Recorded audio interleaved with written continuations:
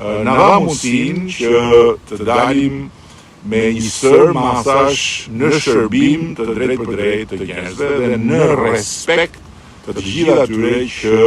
kërkojnë me shumë të drejt akoma më shumë nga qeveria dhe nga shoqëria përmes qeverisë. Aprovuam një bonus për pensionistët, një kujtesë këtu se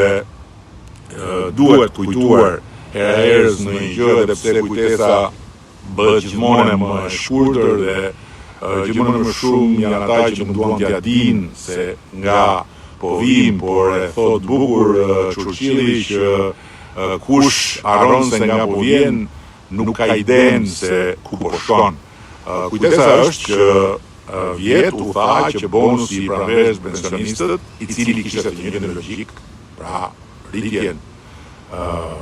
e ekonomisë dhe parimin që në momentin kur ekonomia rritet dhe ne arrim të plotësojmë ato që kemi parashikuar e na mbetet diçka, ajo që mbetet duhet ndahet me ata që kanë më shumë nevojë dhe pensionistët janë në radhë parë. Ata e bënin për fushatë. Jo.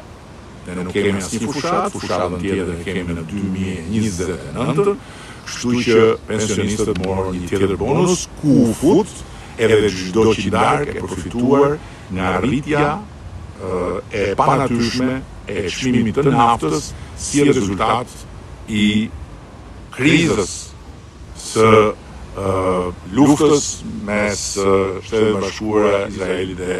Iranit dhe asaj që ndodhi në rripin e Hormuzit. Pra, ne nuk futëm në buxhet asnjë qidark që erdhi më shumë nga taksat mbi naftën, por u dhan ato pensionistëve.